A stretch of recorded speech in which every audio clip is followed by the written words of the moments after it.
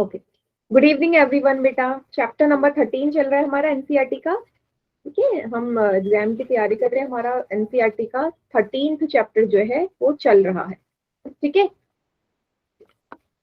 जिसमें हमने 13.1 के शुरुआत के 7 सवाल कर लिए थे। शुरुआत के 7 क्वेश्चन कंप्लीट हो गए थे। आज हम करने वाले हैं इसका आखिरी सवाल। आखिरी सवाल करेंगे जो कि है 8वां सवाल, और उसके बाद हम एक्सरसाइज 13.2 है वो स्टार्ट कर लेंगे। ठीक है बेटा, चलिए देखते हैं 8वां सवाल हमसे क्या बोल रहा है। ये रहा 8वां क्वेश्चन। ठीक है बेटा, इसने क्या बोला, मान लीजिए एक लड़की है परवीन। मैंने क्या मान लिया कि एक लड़की है परवीन। ठीक है, जो अपनी गाड़ी खड़ी करने के लिए, कार खड़ी करने के लिए ना, उसको एक संदूक के प्रकार का ढांचा चाहिए। मान लीजिए ये उसकी गाड़ी है। ठीक है, ये उस लड़की की गाड़ी है कुछ इस तरीके की। अब बेटा इस गाड़ी को उसको ढकने के लिए ना एक संदूक की आकृति का ढांचा चाहिए। ठीक है, कार को कवर करने के लिए उसको बॉक्स चाहिए। ठीक है, जो किससे मिलके बना हो, तिरपाल से। तिरपाल से बना है। ठीक है, सिर्फ ऊपर ऊपर से उसको ढकना है, ऊपर से मतलब ऊपर से और गाड़ी के हर जगह से उसको ढकना है। तो उसने बोला कि उसको अगर ये तिरपाल से बनाना है तो आपको बताओ जो तिरपाल है ना बेटा, जो तिरपाल है, जो तिरपाल है उसकी कितनी आवश्यकता होगी। अगर मुझे जो ढांचा बनाना है, जो ढांचा है ना, जो ढांचा है बेटा वो 4 मीटर लंबा है, 3 मीटर चौड़ा है और 2.5 मीटर ऊंचा है। ये ढांचा क्या है, जो उस गाड़ी को ढकने वाला है। गाड़ी को क्या करने वाला है, ये पूरी तरीके से ढकने वाला है। अच्छा, अब मुझे एक चीज बताइए, अगर इस ढांचे की लंबाई चौड़ाई ऊंचाई, लेंथ ब्रेथ एंड हाइट दे रखी है बेटा, तो मुझे बताओ ये शेप कौन सी होगी, कौन सी आकृति होगी। Good evening. घनाभ होगी या घन होगी, क्यूब या क्यूबॉइड। घनाभ, वेरी क्यूबाइड। गुड। हाँ, घनाभ होगी ना, क्योंकि लंबाई चौड़ाई ऊंचाई दे रखी है। चलिए इतना तो मुझे पता चल गया। अच्छा, इसने बोला कितना तिरपाल चाहिए होगा। बेटा तिरपाल तो उतना ही चाहिए होगा जितना गाड़ी को ये कवर कर सके, गाड़ी को पूरी तरीके से ढक सके। अब इसने क्या बोला है, गाड़ी को कहां से ढकना है, 4 ओरों से और ऊपर से। नीचे से नहीं ढकना, गाड़ी को नीचे से नहीं ढकना, कहां से ढकना है, ऊपर से और चारों ओर से। तो टोटल फलक कितने हो गए ये बताओ।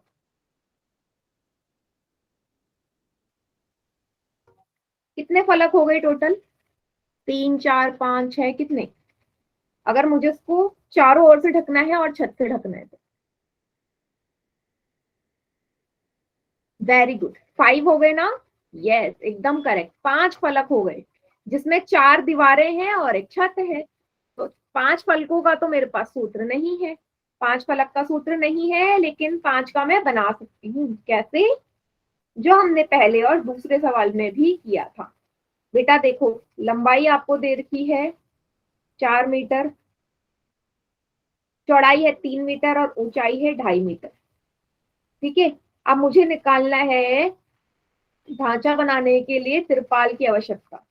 तो कुल तिरपाल का जो क्षेत्रफल होगा वो बेटा कितना चाहिए होगा मुझे, 5 फलकों के लिए। अगर मैं पार्श्व पृष्ठीय क्षेत्रफल में, पार्श्व पृष्ठीय क्षेत्रफल का मतलब क्या है, जो 4 दीवारों का होता है, मतलब 4 जगह से, उसमें मेरे को छत भी कवर करनी है। छत का जो आकृति होती है वो आयताकार होती है, तो उसका जो क्षेत्रफल का सूत्र हो गया वो लंबाई गुणा चौड़ाई हो गया। तो बन जाएगा ना यही सूत्र, पार्श्व पृष्ठीय क्षेत्रफल जो चारों तरफ का है, चारों तरफ का है, उसमें लंबाई और चौड़ाई को क्या कर दूंगी, गुणा कर दूंगी। तो टोटल 5 बन गए यहाँ पे। Good evening ma'am. Good evening.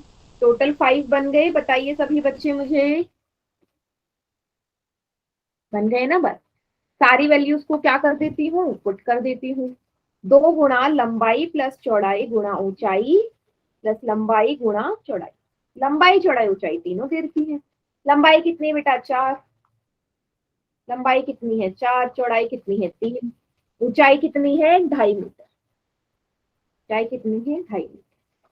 Plus लंबाई है 4, ऊंचाई चौड़ाई है 3। ब्रैकेट सॉल्व करो, 4 और 3 7 हो गए, गुणा 2.5, 4 दिया 12, 7 दूनी 14, गुणा 2.5 प्लस 12। ठीक है, अब 2.5 को 14 से गुणा करो, उसमें 12 जोड़ दो, आपका कुल जो त्रिपाल की आवश्यकता है वो पता चल जाएगा। 4 पंजे 20, 2 हासिल, 4 दूनी 8 और 2 10, 1 पंजे 5, 1 दूनी 2, 2 और 1 3, 1 के बाद 1 से पहले दशमलव आ जाएगा। कितना आ गया बेटा ये गुणा करके 35 प्लस 12, 35 और 12 को जोड़ दो, कितना आएगा 47 वर्ग मीटर का। 47 वर्ग मीटर का आपको तिरपाल चाहिए होगा, तब जाके ये जो गाड़ी है ये ढकेगी। समझ में आ गया? गुड इवनिंग प्रिया, सबको समझ में आ गया?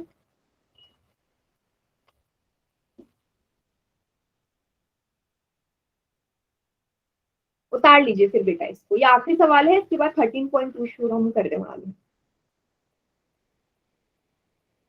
आज कुछ सवाल मैं आपको पोल में भी देने वाली हूँ, ठीक है बेटा?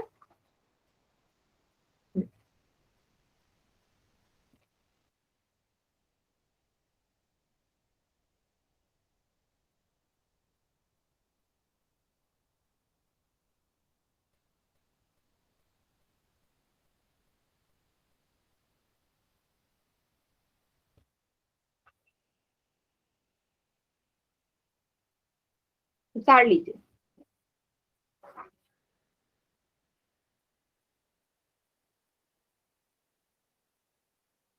मैम पोल सेक्शन में क्वेश्चन। हाँ पोल में दूंगी सवाल में, है ना, मतलब एनसीईआरटी के सवाल होंगे और ऑप्शन दे दूंगी मैं आपको, आप पोल में उसका आंसर करना, ठीक है ना? क्योंकि आप लोगों ने अब क्वेश्चन करने की आदत चली गई ना, तो पोल में करते रहो तो बेटर रहेगा। चलिए बेटा अगली एक्सरसाइज आज की शुरू करते हैं, जो कि है 13.2, और जिसमें हम कौन सी ठोस आकृति के बारे में पढ़ेंगे? हम पढ़ेंगे बेलन के बारे में। बेलन के बारे में, अब ये बेलन क्या होता है?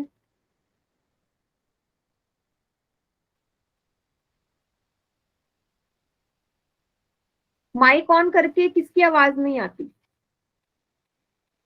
दिया किसकी आवाज नहीं आती माइक ऑन करके? मेरी आवाज नहीं आती या किसकी नहीं आती? आप बोलते हो मेरे पास नहीं आती, जो आप बोलते हो, पता नहीं बेटा, आनी तो चाहिए, आनी तो चाहिए वैसे, अगर आप माइक ऑन करो और बोलो तो मेरे पास आनी चाहिए आवाज, कि बाकी बच्चे भी बोलते हैं, हो सकता है कुछ प्रॉब्लम हो। चलो अब मैं आपसे बात कर रही हूँ कि बेलन बनता क्या है, कैसे है। अच्छा सभी ने सिक्के देखे हैं ना घर में? सिक्के सभी ने देखे हैं घर में? 10 का सिक्का, 5 का सिक्का, 2 का सिक्का, 1 का सिक्का। करना क्या है, अगर आप मान लीजिए 5-5 के सिक्कों को ना, 5-5 के कॉइन्स को एक के ऊपर एक रख दो बेटा, एक के ऊपर रख दो, सारे ही 5 के सिक्के, तो कुछ इस तरीके की आकृति नजर आएगी ना? आएगी? या एक एक का सिक्का रख दो तब भी ऐसी आकृति बनेगी। इसका मतलब, अच्छा वो जो सिक्के हैं वो कैसी आकृति है बेटा? वो गोलाकार है ना, वृत्ताकार बोल सकते हो, वृत्ताकार बोल सकते हो ना, गोल है वो। ठीक है, तो ऐसे अगर आप बहुत सारी गोल आकृतियों को एक के ऊपर एक रखो तो बेलन की आकृति बनती है, ये वाली शेप बनती है, और इसी को हम बेलन बोलते हैं। तो बेलन क्या है? एक हमारा ठोस आकृति है, ऐसी हमारी वृत्तीय बेलन है, ये लंब वृत्तीय बेलन है, जो ऐसी ठोस आकृति है जिसकी कुछ ऊंचाई होती है। अच्छा मैं अगर एक वृत्त की बात करूं तो वृत्त की कुछ ऊंचाई होती है? वृत्त की अगर ऊंचाई निकालने के लिए बोलूं तो निकाल सकते हो? बताओ, कॉपी में आपने वृत्त बना दिया, उसकी ऊंचाई निकाल सकते हो? नहीं निकाल सकते, क्योंकि समतल आकृति की कभी हम ऊंचाई नहीं निकालते, नहीं निकालते हैं ना? हाँ, लेकिन जैसे ही मैंने एक के ऊपर एक समतल आकृति को रखा, इसकी कुछ ऊंचाई आ गई, इसका मतलब इसकी ऊंचाई हम निकाल सकते हैं। ठीक है, चलिए बेटा, अब ये देखो, ये ऊंचाई हो गई, ये जो ऊपर है इसको हम क्या बोलेंगे? व्यास बोलेंगे, व्यास या डायामीटर। और डायमीटर का जो आधा होता है उसको क्या बोलते हैं, त्रिज्या बोलते हैं। अब इसमें भी दो तरीके के सूत्र होते हैं, कुल पृष्ठीय क्षेत्रफल, दो तरीके के सूत्र होंगे, कुल पृष्ठीय क्षेत्रफल और वक्र पृष्ठीय क्षेत्रफल। अब वो बनता कैसे है जरा उसको भी समझ लेते हैं। अच्छा कैसे बनेगा, आप सभी बच्चों ने ये किया है कभी, कॉपी फोल्ड करी है अपनी और उससे एक पाइप जैसा बनाया, उससे बोलने की कोशिश करिए, करी है तो बहुत दूर तक आवाज जाती थी, बहुत मोटी आवाज जाती थी, या पेपर रोल करके किया है कभी, बनाया है कुछ इस तरीके की आकृति सिलेंड्रिकल, पेपर को फोल्ड करके या कॉपी को फोल्ड करके। हाँ मतलब जब आप उस पेपर को या कॉपी को फोल्ड कर रहे हो ना बेटा, तो क्या बना रहे हो आप एक बेलन ही तो बना रहे हो। ऊपर नीचे से गोल है वो, ऊपर नीचे से गोलाकार है और फिर उसकी कुछ ऊंचाई है, तो आपने बेलन बना दिया, है ना। तो इसी से हमारा इसका सूत्र बनेगा। सबसे पहले मैं बात कर रही हूँ वक्र पृष्ठीय क्षेत्रफल, वक्र पृष्ठीय क्षेत्रफल या कुल निकाल लो। पहले मैं बात कर लेती हूँ कुल पृष्ठीय क्षेत्रफल। बेटा कुल में आप लोगों को पता है कि कुल में आपका ऊपर और नीचे वाले दोनों हिस्से भी जुड़ते हैं, है ना। टॉप एंड बॉटम दोनों इंक्लूडेड होते हैं, है ना। आधार भी होगा और उसका जो ऊपर है उसका वो भी होगा, दोनों चीजें होंगी। तो सबसे पहले मुझे बताओ एक बेलन में कितने आधार और नीचे, देखो ऊपर और नीचे कौन सी आकृति है बेटा, ऊपर नीचे किस तरह की आकृति है, गोलाकार है ना, मैम वृत्ताकार आपने है। पोल सेक्शन में क्वेश्चन दिया था। नहीं अभी मैंने कोई क्वेश्चन नहीं दिया बेटा कोई में, अभी तो मैं फॉर्मूला बता रही हूँ, जब सवाल कराऊंगी तब दूंगी। मेरा सवाल आप लोगों से है कि जब आपने एक बेलन बनाया तो उसके ऊपर और नीचे की आकृति एक वृत्ताकार होती है, गोल होती है ना, सर्कल जैसी। इसका मतलब उसके टॉप एंड बॉटम किस आकृति की है, वृत्ताकार है, ये दोनों ही वृत्ताकार है, वृत्ताकार है। अब वृत्त के क्षेत्रफल का सूत्र क्या होता है बेटा, वृत्त के क्षेत्रफल का सूत्र होता है पाई आर स्क्वायर।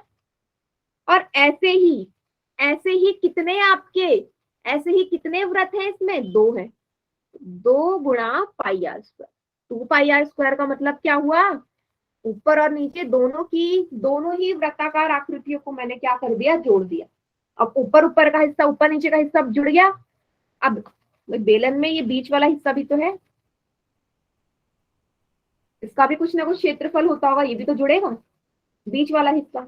चलिए इसका मान क्या होगा बेटा, बीच वाले हिस्से को ध्यान से देखो, जब आप इसे मोड़ रहे हो बेटा लंबाई और चौड़ाई के हिसाब से, तो गोल रोटेट कर रहे हो ना, मतलब गोलाकार की तरफ मोड़ रहे हो ना, कुछ इस तरीके से फोल्ड किया ना आपने, इसे गोल बनाया। अब गोल बनाया इसका मतलब क्या कर लिया आपने उसका, आपने क्या कर लिया उसका परिमाप ले लिया ना, गोलाकार हो गया तो यहाँ पे परिमाप आ जाएगा ना, क्योंकि आप उसको उसके बाहर बाहर की तरफ से फोल्ड कर रहे हैं, मीन्स उसके परिमाप की जगह से आप उसको फोल्ड कर रहे हैं, और वो एक सर्कल है, वृत्ताकार की आकृति ही तो ले रहा है, तभी तो टॉप एंड बॉटम उसका सर्कल बना। जब वो वृत्ताकार की परिधि से ही फोल्ड हो रहा है, तो आपको पता है वृत्त की परिधि का सूत्र क्या होता है बेटा, 2 पाई आर, 2 पाई आर होता है।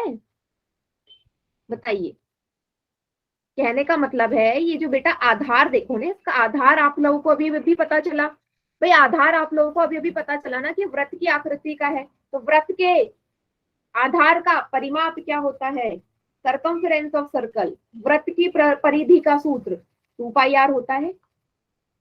अब देखो, अब ये जो वृत्त बना मेरे साथ, इसकी बेटा कुछ ऊंचाई भी है ना, मैंने क्या बोला, जो नॉर्मल वृत्त होता है उसकी ऊंचाई नहीं होती, लेकिन बेलन की तो ऊंचाई है ना, तो साथ में इसकी ऊंचाई भी तो है। क्या सूत्र बन गया यहाँ से, हाँ क्या सूत्र बन गया, 2 pi R square plus 2 pi R H. ये समझ में आया सभी को,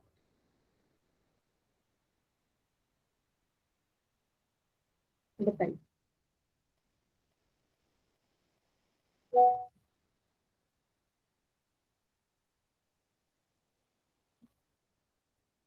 बताइए समझ में आ गया, वेरी। तो यहाँ से हम क्या कर रहे हैं बेटा, देखो 2 पाई आर बाहर ले लो, 2 पाई आर बाहर ले लिया, अंदर क्या बचा, यहाँ 2 आर थे, एक आर बाहर आ गया, अंदर बचा R plus H, 2 pi R plus H. ये हमारा क्या बन गया, ये बन गया बेलन के कुल पृष्ठीय क्षेत्रफल का सूत्र। यहां तक सभी को क्लियर है?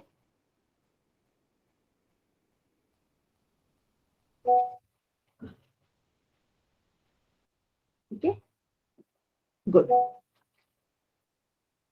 Very good. चलिए, कुल समझ में आ गया तो वक्र तो आ ही जाएगा। वक्र पृष्ठीय क्षेत्रफल में आप लोगों को पता है, जब भी मैं वक्र की बात कर रही हूं तो उसके टॉप एंड बॉटम को नहीं लेते, ऊपर वाला हिस्सा और ये नीचे वाला हिस्सा, इस दोनों को नहीं लोगे। कौन सा हिस्सा लोगे? सिर्फ ये जो बीच वाला हिस्सा है ना, बाहर ये बीच वाला हिस्सा, ये वाला हिस्सा, इसी को हम वक्र बोलते हैं, जब हम ऊपर और नीचे की चीजों को छोड़ दें। तो अभी अभी हमने पढ़ा कि जब हम बीच बीच वाला हिस्सा पढ़ते हैं तो उसका सूत्र कितना होता है, 2πr।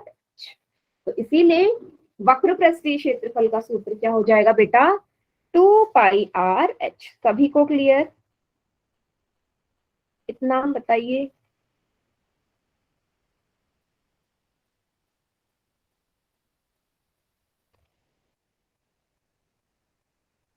क्लियर है सभी बच्चे? नोट डाउन कर लीजिए इसको।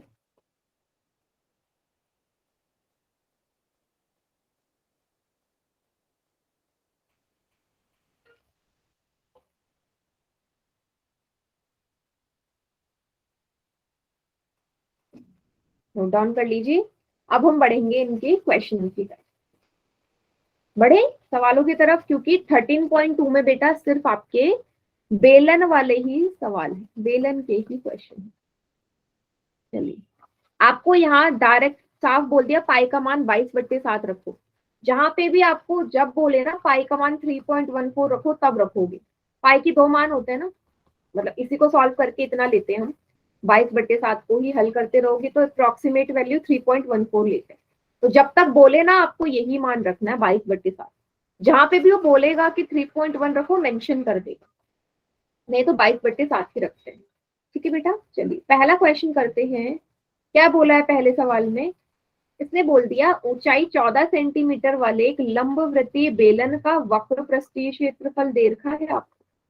ठीक है, चलो इसको हम नेक्स्ट पेज पे कर लेते हैं। ये है सवाल कि एक लंबवृत्तीय बेलन है जिसकी लंबाई कितनी है, लंबाई या ऊंचाई एक ही बात है, कितनी है, 14 सेंटीमीटर। हमेशा याद रखना डायग्राम आप लोगों ने जरूर बनाना है, क्योंकि इसके मार्क्स होते हैं। ठीक है, ये मैंने बना लिया एक बेलन। बेटा इस बेलन की जो ऊंचाई है वो कितनी है, 14 सेंटीमीटर। ये वाला हिस्सा 14 सेंटीमीटर। आगे क्या बोला है, इसका वक्र पृष्ठीय क्षेत्रफल दिया है ना, आपको दिया है इसका वक्र पृष्ठीय क्षेत्रफल कितना दिया है बेटा, 88 वर्ग सेंटीमीटर। आधार का व्यास ज्ञात करना है। देखो आपको इसमें त्रिज्या नहीं दे रखी, त्रिज्या नहीं दे रखी और आपसे व्यास पूछ लिया, तो जब तक त्रिज्या नहीं निकालोगे तब तक व्यास निकाल सकते हो नहीं। पहले त्रिज्या निकालोगे तभी व्यास निकलेगी आपकी, है ना, क्योंकि त्रिज्या व्यास का आधा होती है, या जो व्यास होता है वो त्रिज्या का दुगना होता है। फॉर्मूले में तो व्यास निकलेगा। तो वक्र पृष्ठीय क्षेत्रफल का क्या सूत्र होता है बेलन का, 2πr/h। इसको बेटा 88 के बराबर रख देंगे, 88 good evening ma'am. Good evening बेटा। 2πr/h को मैंने 88 के इक्वल रख दिया, बस। अब जिस चीज की वैल्यू गिवन है वो उतार लो, पुट कर लो। पाई का मान 22/7, आर आपने निकालना है। ऊंचाई कितनी है इस बेलन की, 14 सेंटीमीटर बराबर 88। यहां तक सभी को समझ में आ गया? कुछ नहीं किया, मैंने सिर्फ वैल्यूज पुट करी है हर किसी की। अब जो संख्या कट रही है काट दो, 7 और 14 कट रहे हैं, 7 दूनी 14। क्या आ गया है बेटा, 2 गुणा 22 गुणा r गुणा 2 बराबर 88। बेटा आर का मान कब निकालोगे, कैसे निकालोगे? आर का मान मेरा तभी, आर एक्स किसी का भी मान तभी निकलता है जब उसके साथ की जितनी भी संख्याएं हो उनको मुझे हटाना है। उनके साथ एक भी संख्या नहीं होनी चाहिए। मीन्स आर के साथ जितने भी नंबर्स दिख रहे हैं ना, 22, 2, 2, सबको हटाना है। कैसे हटाऊंगी? अब सभी आर के साथ गुणा में है, देखो सबके साथ गुणा का चिन्ह है, तो जब इनको मैं इस तरफ भेजूंगी इज इक्वल टू के उस तरफ, तब नीचे आके क्या हो जाएंगे बेटा, भाग हो जाएंगे। सेम तीनों संख्याओं को सेम एज इट इज उतार दो, लेकिन गुणा की जगह कहाँ, भाग में, क्योंकि गुणा का उल्टा होता है भाग। इतना क्लियर सभी को?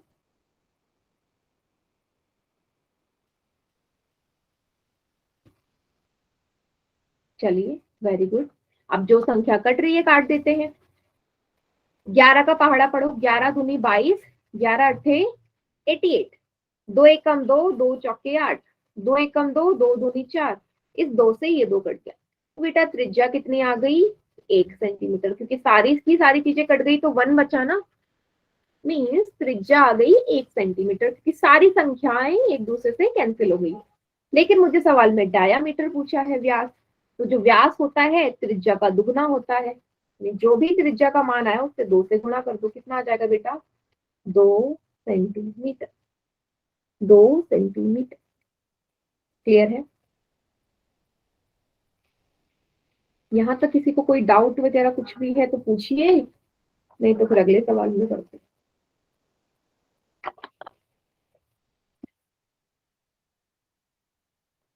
देख लो दोबारा से।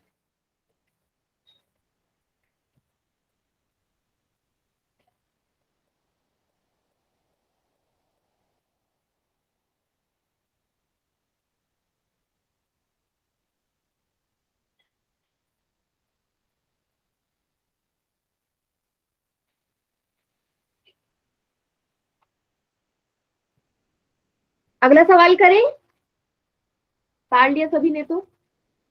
ओके बेटा, नेक्स्ट सवाल आ जाओ जरा। चलो, ये भी थोड़ा सा अलग सा सवाल है। आपसे बोल दिया आपको क्या करना है, धातु की एक टंकी बनानी है ना, मेटल की एक टंकी है, ठीक है। और टंकी किस आकृति की है, बेलनाकार। जो आप लोगों ने छत में भी टंकी देखी होगी, ज्यादातर वो बेलनाकार ही होती है। छत में जो पानी की टंकी लगी रहती है बेलनाकार ही तो होती है, थोड़ी चौड़ी होती है बस। तो आपकी एक टंकी बनानी है, आपने किससे, धातु से बनानी। धातु कोई सा भी हो सकता है। आपने बोल दिया किस तरीके की टंकी बनानी है, धातु की एक चादर से 1 मीटर ऊंची। टंकी कितनी ऊंची होनी चाहिए, सिर्फ 1 मीटर ऊंची, ठीक है। मान लीजिए ये ऊंचाई है, ठीक है, ये कितनी है बेटा, 1 मीटर है। और उसका जो व्यास कितना होना चाहिए इस टंकी का, 140 सेंटीमीटर। व्यास होता है यहाँ से लेके यहाँ तक का, 140 सेंटीमीटर है। एक बंद बेलनाकार टंकी बनाई जानी है। इस कार्य को करने के लिए कितने मीटर चादर की आवश्यकता होगी। इतने साफ सवाल में बोल दिया कैसी टंकी होनी चाहिए, बंद। कैसी टंकी, बंद। बंद का मतलब आपको पता है ना, टंकी ऊपर और नीचे दोनों जगह से बंद होती है। नीचे से तो बंद होती है, ऊपर से ढक्कन लगाया होता है, मीन्स बंद है पूरी तरीके से टंकी। अगर टंकी पूरी तरीके से बंद है तो क्या निकालोगे बेटा, आपको ये बताना ना कितना चादर चाहिए। तो वर्ग मीटर में पूछा है, इसका मतलब क्षेत्रफल निकालना है। चादर तो हमेशा क्षेत्रफल में आएगी, लंबाई और चौड़ाई। जिससे बनाओगे उसकी कुछ लंबाई कुछ चौड़ाई होगी ना उस चादर की, ठीक है, धातु की चादर की। तो मुझे बताओ क्या निकलेगा, कुल पृष्ठीय क्षेत्रफल निकलेगा या वक्र पृष्ठीय क्षेत्र, टोटल निकलेगा। Very good, total surface area निकलेगा ना, हाँ, क्योंकि वो पूरी तरीके से बंद है। तो कुल पृष्ठीय क्षेत्रफल का सूत्र लगाना है। कुल पृष्ठीय क्षेत्रफल का सूत्र क्या होता है बेटा, क्या होता है, 2 pi R plus H. 2 pi R plus H. देखिएगा, देखो बेटा, 2 की जगह 2, पाई की जगह 22/7। त्रिज्या देखिएगा, आपको व्यास दिया है 140 सेंटीमीटर, है ना। त्रिज्या कैसे निकालोगे, त्रिज्या व्यास का क्या होती है, आधा होती है। त्रिज्या व्यास का आधा होती है, मतलब 70 आ गया, ये आर आ गया 70 सेंटीमीटर। लेकिन एक और प्रॉब्लम है, ऊंचाई तो मीटर में है और व्यास आपको सेंटीमीटर में दिया है, मीन्स सेंटीमीटर को किस में बदलना पड़ेगा, मीटर में। आर आया आपका 70 सेंटीमीटर, और इस सेंटीमीटर को मीटर में बदलने के लिए बेटा 100 से भाग करना पड़ेगा। सेंटीमीटर को मीटर में बदलने के लिए 100 से भाग करते हैं ना, 1 सेंटीमीटर बराबर 1/100 मीटर। 100 से डिवाइड कर दो, 0 से 0 कट गया बेटा। आर का मानना सिंपल 7/10, 7/10 पुट कर दो, या आप इसे क्या लिख सकते हो 0.7। 7 को 10 से भाग दोगे 0.7 आएगा ना। यहां तक समझ में आया? बताओ एक बार देख लो बेटा, पहले ये पार्ट आपको क्लियर होना चाहिए। सभी बच्चे देख लीजिए, ठीक है। देखो यहाँ आर की जगह ना 7/10 पुट कर रही हूँ क्योंकि वो ज्यादा बेटर है। अंदर आर की जगह 0.7 क्यों कर रही हूँ, क्योंकि नहीं तो फिर मुझे एलसीएम लेना पड़ेगा। +1, ऊंचाई है 1। देखिएगा बेटा जो संख्या कट रही है काट दो, 7 से 7 कट गया, 7 से 7 कट गया, क्या बचा 22/10 गुणा 0.7 और 1 को जोड़ो, 0.7 + 1 ये आया 1.7। कितना आया बेटा 1.7। अब क्या कर रही हूं मैं, पॉइंट हटाया, नीचे कितना आ गया 10, पॉइंट हटाया नीचे कितना आ गया 10 आ गया। क्लियर है यहां तक? अब क्या कर दो 22 को 17 से गुणा कर दो और नीचे 10 गुणा 10 100 से इसको भाग कर दो। क्यों कर रही हूं मैं ऐसा, क्योंकि मुझे पता है कि, हाँ मुझे पता है कि कोई भी संख्या आपस में पूरी तरह से विभाजित तो नहीं होगी। या 17 के पहाड़े में 100 आता है? नहीं, पॉइंट में ही आंसर आने वाला है, इसलिए मैंने इसको गुणा करके डायरेक्ट 100 से कर देती हूँ ताकि टाइम सेव हो जाए। 7 दूनी 14, 7 दूनी 14 1 15, 1 दूनी 2 1 दूनी 2, 5 6 7 3, 374/100। अब 374 को 100 से विभाजित करना है, आपको पता है नीचे 2 जीरो है, जो डेसिमल है लास्ट से 2 अंक पहले लगेगा। 3.74 मीटर स्क्वायर की क्या लगेगी आपकी चादर लगेगी। 3.74 मीटर स्क्वायर की क्या लगेगी बेटा चादर लगेगी। सभी को समझ में आया? एक बार देख लीजिए इस सवाल को सभी बच्चे।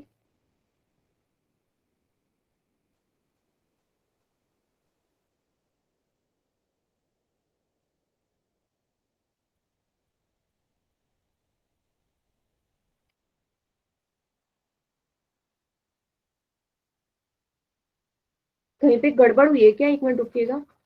कैलकुलेशन मिस्टेक है क्या? हाँ ये 2 की गुणा नहीं करी बेटा मैंने, ये 2 तो रह ही गया ना, ये वाला 2, ये वाला 2 आपने बताया, 2 वाला 2 यहाँ लिख लेती हूँ, लास्ट में गुणा कर देते हैं। 2 गुणा 3.74, तो 3.74 की किससे गुणा कर दो 2, 2 तो छूट ही गया ना। 4 दूनी 8, 7 दूनी 14, एक हाथ से 3 दूनी 6 और एक 7, 7.48 आएगा। 2 छूट गया था ना ऊपर। ठीक है, 2 की लास्ट में गुणा कर दो, आंसर आ गया।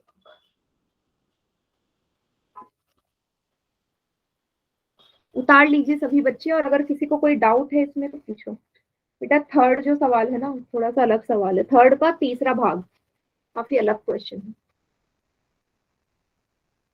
पहला पार्ट चलो आप लोग पोल में करिएगा, तीसरे का बहुत इजी क्वेश्चन है, पहला और दूसरा पार्ट तो।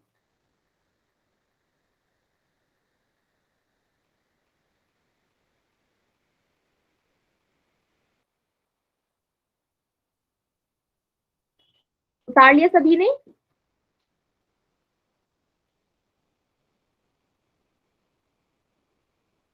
करें तीसरा सवाल, आ जाओ बेटा यही कर लो तीसरा सवाल। देखो धातु की पाइप है, ये पाइप है, डायग्राम दिया है, जिसकी लंबाई कितनी है बेटा, इस धातु की पाइप की लंबाई 77 सेंटीमीटर लंबाई है, 77 सेंटीमीटर। ठीक है। अच्छा इस डायग्राम को ना थोड़ा ऐसा सा बना लेती हूँ, मैं बना देती हूँ इस डायग्राम को, क्योंकि इसमें आंतरिक और बाहरी व्यास बोला हुआ है। ये जो पाइप है ये कैसा पाइप होगा, ये डबल पाइप होगा, डबल तरीके से पाइप ऐसा, और उसके अंदर एक और का होगा, क्योंकि इसने आंतरिक और बाहरी बोला है ना, मतलब ये डबल टाइप है कुछ इस तरीके का पाइप, पाइप के अंदर पाइप। क्लियर है सभी को? पाइप के अंदर पाइप कुछ इस तरीके की आकृति है इसकी। ठीक है, थोड़ा सा और सही कर देती हूँ मैं, ये हटा देते हैं।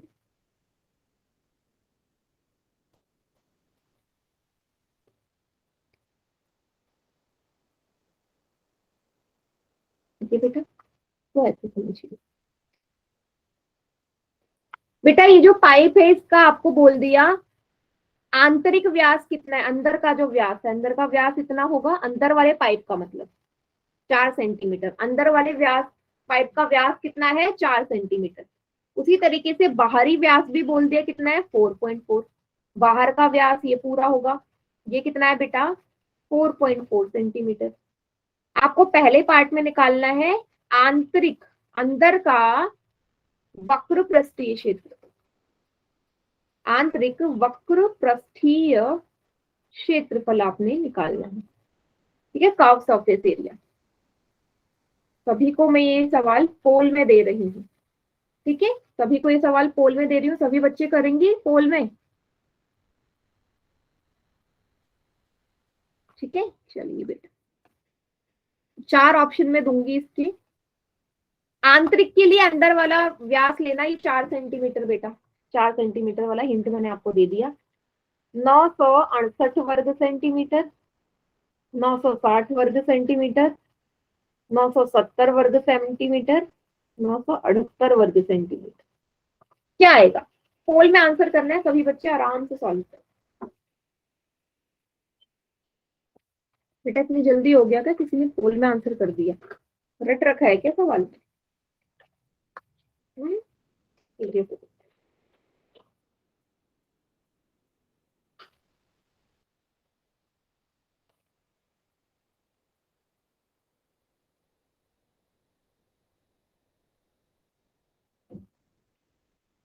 आंतरिक वक्र पृष्ठीय क्षेत्रफल अंदर का,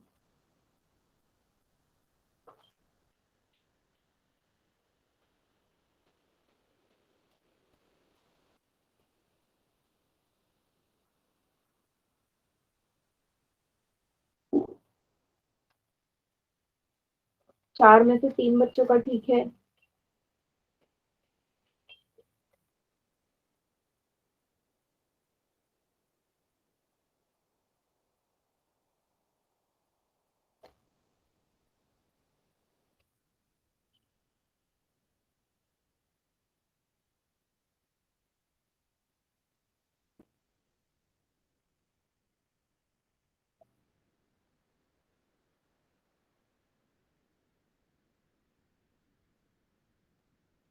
छह में से 4 बच्चों का ठीक है, बाकी बच्चे भी करिए बेटा उनसे।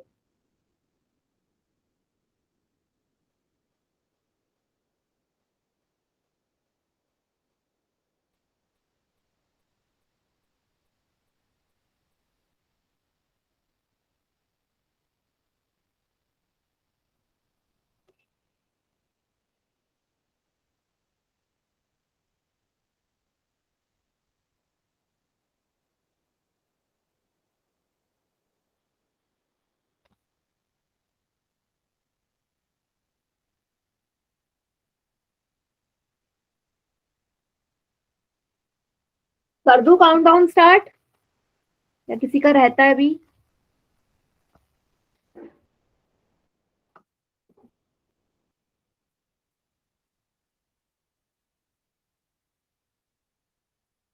ओके, 5 4 3 2 1।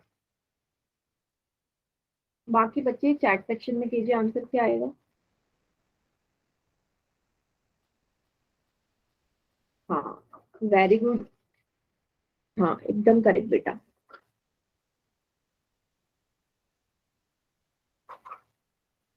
बेटा आंतरिक वक्र पृष्ठीय क्षेत्रफल लगाना है ना, फॉर्मूला तो वही रहेगा 2 पाई आर एच। 2 की जगह 2, पाई की जगह 22/7। आर का मान देखना है। देखो आंतरिक व्यास आपको दिया है ना 4 सेंटीमीटर, व्यास दिया है 4 सेंटीमीटर, तो त्रिज्या कितनी हो जाएगी, 4/2। त्रिज्या व्यास का आधा ही तो होती है, तो 2 सेंटीमीटर आ गई। ऊंचाई कितनी है इसकी बेटा, ये जो टंकी है, या ये जो सॉरी पाइप है, ये 77 सेंटीमीटर लंबा है। मैं बनाना भूल गई, 77 सेंटीमीटर लंबा। ठीक है, 7 और 77 कट गए, 7 एकम 7, 7 एकम 7, 2 गुणा 22 गुणा 2 गुणा 11, 22 को 2 से गुणा किया 44, 2 को 11 से गुणा किया 22, 44 और 22 को गुणा करा क्या आएगा, 4 दूनी 8, 4 दूनी 8, 4 दूनी 8, 4 दूनी 8, 8 8 16, 8 और 1 9, 968 वर्ग सेंटीमीटर, 968 वर्ग सेंटीमीटर आ गया। मीन्स ए इसका करेक्ट आंसर था। अभी को समझ में आ गया?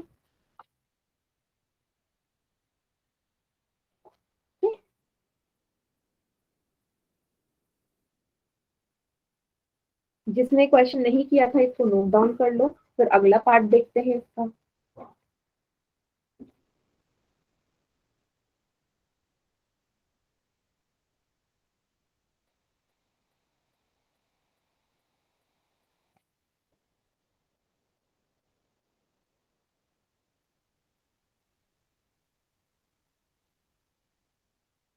ठीक है,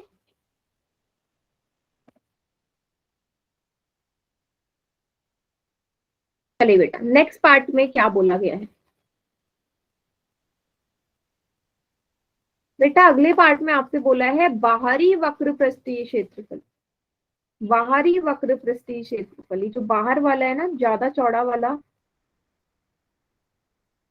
बाहरी वक्र पृष्ठीय क्षेत्र, इसका सूत्र भी 2 पाई आर एच होगा। सेम यही लगाओगे 2 पाई आर एच, 2 की जगह 2 रखो, पाई की जगह 22/7। त्रिज्या यहाँ पे भी सेम चेंज होगी। देखिए बेटा यहाँ पे 2 त्रिज्या 2 व्यास है ना, तो D1 और R1 कर लो। D1 मतलब अंदर वाली त्रिज्या, आंतरिक, D1 मतलब आंतरिक व्यास, D2 मतलब बाहरी व्यास, क्योंकि है 4.4। तो बाहरी जो त्रिज्या है वो कितना हो जाएगा, 4.4 को 2 से भाग कर दो, बाहरी व्यास कितना हो गया, 2.2 सेंटीमीटर। कितना हो गया, 2.2 सेंटीमीटर। ऊंचाई तो सेम रहेगी ना, ऊंचाई तो 77 ही रहनी है, ऊंचाई में थोड़ी ना चेंज आएगा, ऊंचाई तो सेम है, व्यास बदल रहा है। आप जो संख्या काट रही है काट दो, 7 और 77 11 बार, 2 को 22 से गुणा किया 44, गुणा 2.2 गुणा 11, 44 को 11 से गुणा करो, एक एक कम, एक चौके 4, एक चौके 4, एक चौके 4, एक चौके 4, 484 गुणा 2.2। अब 484 को 2.2 से आप गुणा करोगे, कितना आएगा बेटा, 1064.8 वर्ग सेंटीमीटर। ये क्या आ गया बेटा, अच्छा गुणा आप डायरेक्ट मैंने कर दिया 484 को 2.2 से, तो डेसिमल में ही आएगा 1068.8 वर्ग सेंटीमीटर। क्लियर सभी को? पहला और दूसरा पार्ट डायरेक्ट फॉर्मूला बेस्ड था, जिसमें आपको आंतरिक और बाहरी क्षेत्रफल, वक्र क्षेत्रफल निकालना था। इसमें कुछ और रॉकेट साइंस लगाने की तो जरूरत नहीं है, कि डायरेक्ट फॉर्मूला बेस्ड क्वेश्चन है। सभी बच्चे इसे नोट डाउन कर लो।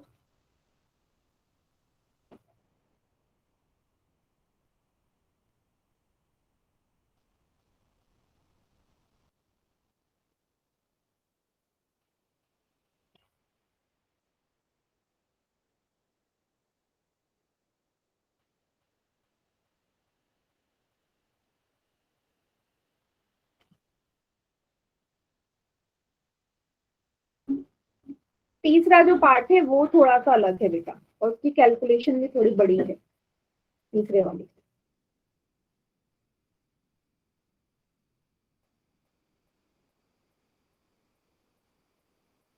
करे थर्ड क्वेश्चन।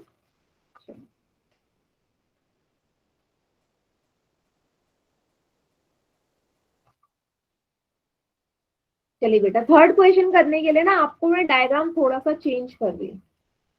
डायग्राम देखिएगा सभी बच्चे। मैं क्या बना रही हूँ, इस पाइप का ना ऊपर वाला हिस्सा। तो बेटा ये पाइप कुछ इस तरीके का था ना, ये था अंदर का त्रिज्या 2 सेंटीमीटर, और ये जो बाहरी त्रिज्या थी ये थी 2.2 सेंटीमीटर। जब इस पाइप को ऐसे कंप्लीट करूंगी तो इस तरीके की आकृति आएगी ना। मैं सिर्फ ऊपर ऊपर की आकृति है उसको दिखा रही हूँ। क्यों कर रही हूँ? क्योंकि मुझे जो तीसरे पार्ट है ना, तीसरे पार्ट में आपको निकालना है इस पाइप का कुल क्षेत्रफल। इस पाइप का कुल क्षेत्रफल मैंने निकालना है, तो वो बनेगा कैसे वो आपको समझना पड़ेगा। देखिएगा, अभी अभी आपने देखा कि भाई ये जो पाइप है ना, इसका अंदर का वक्र पृष्ठीय क्षेत्रफल अलग है, बाहर का अलग है। अगर मैं कुल की बात करूं, आप में से कुछ बच्चे बोलेंगे मैम डायरेक्ट कुल का फॉर्मूला लगा दो, 2πr/r+h। ठीक है बेटा, लेकिन आपको पता है यहाँ पे दो त्रिज्या दे रखी है ना, तो इस r की जगह आप कौन सी वाली त्रिज्या पुट करोगे? इस r की जगह कौन सी त्रिज्या रखोगे, अंदर वाली या बाहर वाली? बता सकते हो? नहीं बता सकते, क्योंकि मेरे पास दो त्रिज्याएं हैं, आपको नहीं पता कि इसके जगह अंदर वाली त्रिज्या रखनी है या बाहर वाली रखनी है। ओके बेटा, चलिए, इसलिए मैं ये कुल वाला नहीं लगा सकती। मैं क्या करूंगी, सोचो जरा, अगर मैं दोनों का वक्र पृष्ठीय क्षेत्रफल, अंदर का वक्र पृष्ठीय क्षेत्रफल, आंतरिक जो वक्र पृष्ठीय क्षेत्रफल है उसमें जो बाहरी वक्र पृष्ठीय क्षेत्रफल है वो जोड़ दूं। डायग्राम देखिएगा, यहाँ देखो, ये अंदर का वक्र पृष्ठीय क्षेत्रफल है बेटा, ये वाला, और इसमें अगर मैं बाहर का वक्र पृष्ठीय क्षेत्रफल जोड़ दूं, ये वाला, ठीक है, ये तो आ गया आपका कुल वक्र पृष्ठीय क्षेत्रफल दोनों का, अंदर और बाहर का कुल आ गया वक्र पृष्ठीय क्षेत्रफल। लेकिन आपको क्या निकालना है, कुल पृष्ठीय क्षेत्रफल। तो कुल में आप लोगों को पता है ना, ऊपर और नीचे दोनों चीजें आती है। कुल जब आप निकालते हो तो टॉप एंड बॉटम दोनों इंक्लूड होते हैं ना, मीन्स ये वाला हिस्सा भी आएगा और ये वाला हिस्सा भी आएगा, तभी तो वो कुल बनेगा। तो ये वाला हिस्सा मैं आपको समझा रही हूँ कैसे लोगे। अभी मैंने ऊपर वाला बनाया बेटा, देखो, अगर आप ये पूरा हिस्सा ले लेते हो तो ये बार बार आ जाएगा। आपको क्या चाहिए, ये जो चौड़ाई वाला हिस्सा है ना, ये हिस्सा चाहिए ना भाई। पाइप तो खोखली होती है, पाइप खोखली होती है, इसका मतलब आपको ये जो थिकनेस है ना, ये जो चौड़ाई है इसकी, कितना चौड़ा है ये पाइप, ये आपको चाहिए यहाँ से। बताइए, पाइप अगर बोल रहा है तो खोखला होगा, अंदर से पाइप तो खोखला होगा।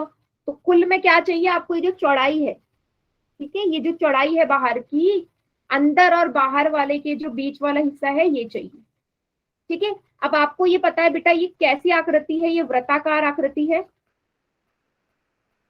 आपको ये वृत्ताकार आकृति नजर आ रही है ना ऊपर वाली, ठीक है, वृत्ताकार आकृति है, इसका मतलब यहाँ पे क्षेत्रफल किसका लगेगा, वृत्त के क्षेत्रफल का।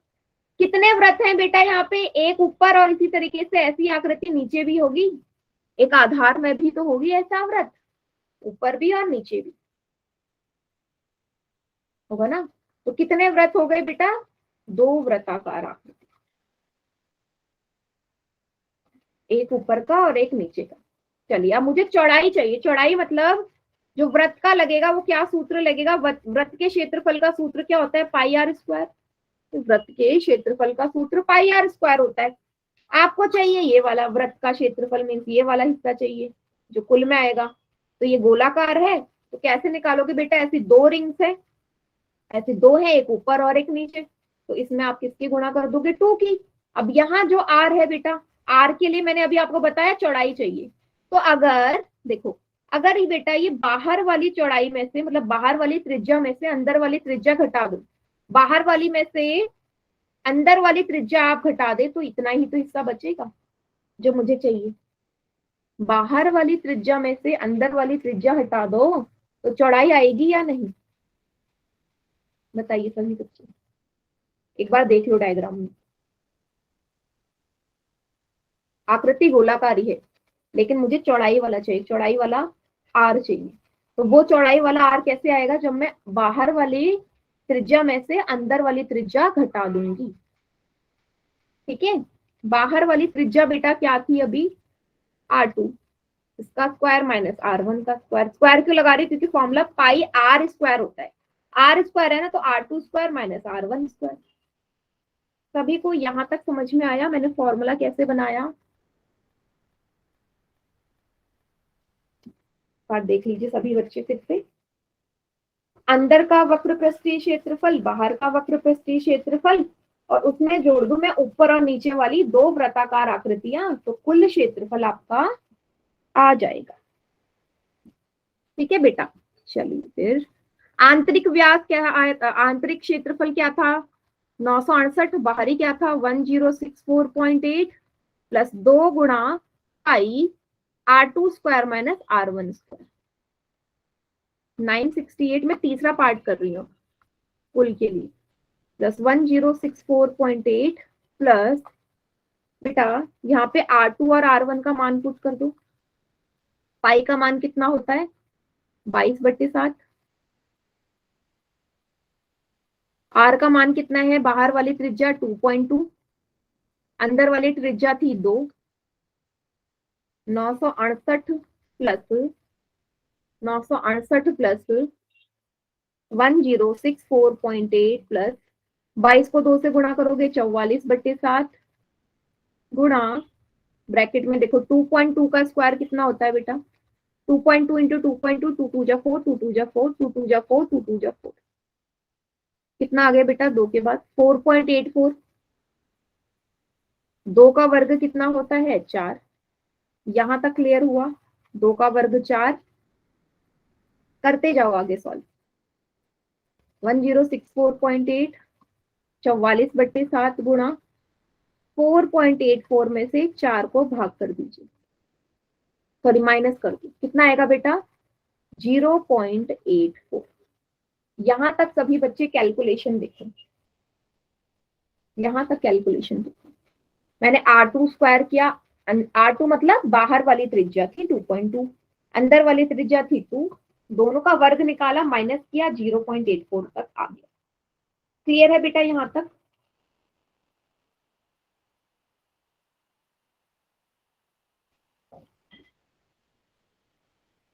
ठीक है, अब क्या कर दो 968 प्लस 1064.8, देखो 7 और 84 कट जाएंगे, 7 एकम 7, 0.7 एकम 7, 7 दूनी 14, कितना आएगा 44 गुणा 0.12। मैंने क्या कर दिया 0.84 को 7 से काट दिया, कट जाएगा, डायरेक्ट डायरेक्ट कट जाएगा। 44 को 0.12 से मल्टीप्लाई कर दो, 0.12 से मल्टीप्लाई कर दो 44 को, बेटा ये आएगा आपका 5.28 सेंटीमीटर स्क्वायर। 968 plus 1064.8 plus 5.28। अब क्या कर दो, फाइनल हो गया मेरा, तीनों को जोड़ दीजिए, तीनों को जोड़ दीजिए 1064.8, 968 और 5.28, 8 9 10, 8 9 18, एक हासिल 12 13, एक हासिल 9 1 10, एक हासिल क्या आएगा बेटा 2038.08 वर्ग सेंटीमीटर। क्या आ गया, इस जो पाइप का है कुल पृष्ठीय क्षेत्रफल, पाइप का कुल पृष्ठीय क्षेत्रफल। सभी बच्चे एक बार देख लीजिए कैलकुलेशन,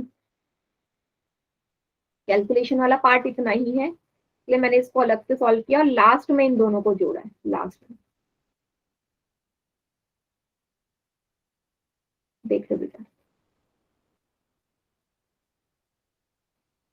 ठीक है, लास्ट पार्ट है इस क्वेश्चन का, तीसरा।